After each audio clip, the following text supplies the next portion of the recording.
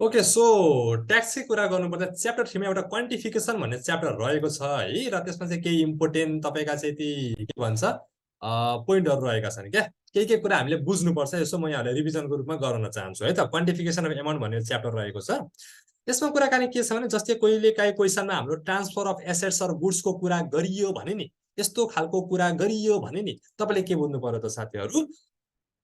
Market value equals to त्यो गरिदिनु पर्ने हुन्छ क्या मार्केटको भ्यालु जति छ त्यही इजिकल्स टु त्यो दिएको इन्कम भनेर हामीले गरिन्छ है यो कुनै त्यसमा ठुलो कुरा छैन अब यहाँ हेर्नुहोस् भेहिकल फेसिलिटी त तपाईँहरू सबैलाई थाहा छ रहेछ टोटल स्यालेरी इन्टु अब यो भनौँ न 0.5%ले गरिन्छ यो भेहिकल फेसिलिटीको यो के हो त्यो तपाईँलाई थाहा छ रहेछ होइन एउटा ट्याक्सको उयो नै हो अब किन हो भनेर चाहिँ नसोध्नु होला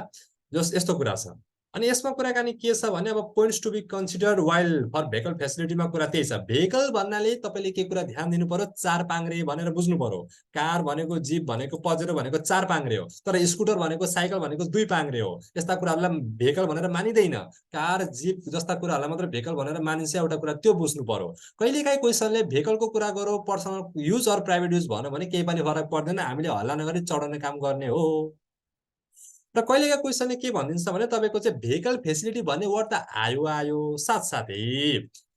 ड्राइभर स्यालेरी भनेर छुट्टै दियो फ्युल एक्सपेन्सेस भनेर छुट्टै दियो कुनै एउटा केही छुट्टै दियो भने के बुझ्नु पर्यो तपाईँले त्यसलाई हामीले चढाउनु हुँदैन क्या किनकि ड्राइभर स्यालेरीका कुरा फ्युल एक्सपेन्सेसका कुरा रिपेयर एक्सपेन्सेसका कुराहरू भनेको नि यी तीन कुरा भनेको चाहिँ भेहिकल फेसिलिटी भन्नेमा अलरेडी इन्क्लुड भइसकेको हुन्छ क्या भइसकेको हुन्छ भएर आएको एमाउन्ट हो त्यो सो भेहिकल फेसिलिटी जति छ टक्क त्यति राखिदिनु न सकिएको त फेरि अरू छुट्टै चढाउनु भने मिस्टेक हुन्छ क्या यो कुरा ध्यान दिनु होला तर क्वेसनले भेहिकल फेसिलिटी भने दिएन ल्या है दिएन त दिएन तर के दियो त अब रिपेयर एक्सपेन्सेस अफ कार भने दियो भने चाहिँ त्यो चाहिँ अब छुट्टै राखिदिने काम गर्नु भइहाल्छ है ओके अब यहाँ हेर्नुहोस् त्यसपछि गएर के छ अर्को कुरा भन्दाखेरि यसपछि गएर हामीसँग अर्को एउटा के कुरा रहेको छ त भन्दाखेरि म देखाउँछु एउटा है अनि अब त्यसै गरी यहाँ एउटा अर्को कुरा के छ त भन्दाखेरि तपाईँले देख्न सक्नुहुन्छ होइन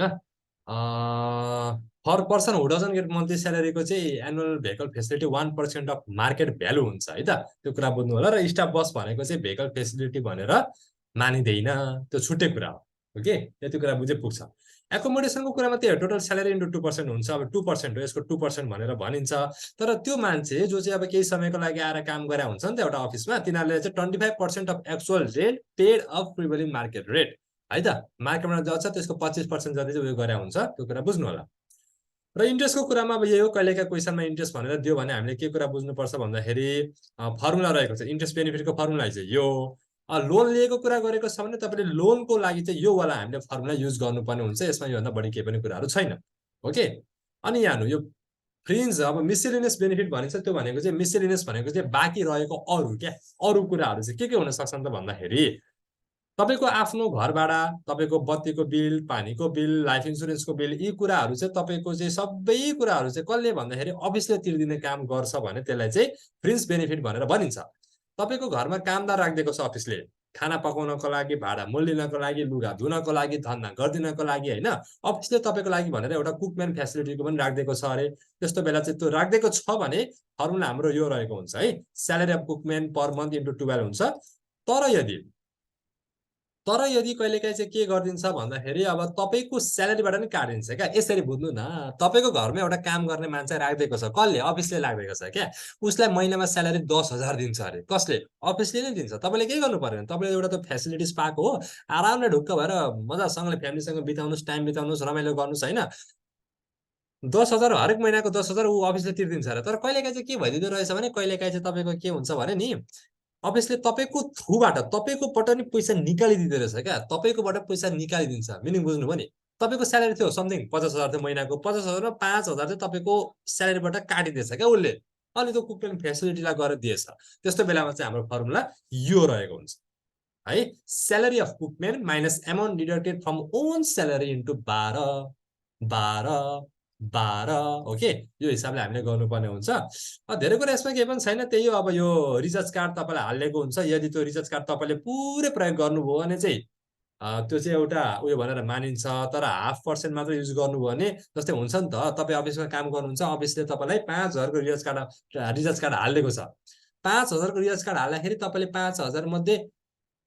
तिमीले यो फोन चाहिँ मात्र यो सिम चाहिँ मात्र अफिसमा युज गर्न पाउँछौ है, बाहिर गएर युज गर्न पाउँदैनौ है भन्नु भने त्यो तपाईँको लागि त्यो बेनिफिट होइन क्या। तपाईँले बेनिफिट पाएको हुँदै होइन त्यो। तर उसले भनौ 40% चाहिँ तिमीले अफिसमा युज गर,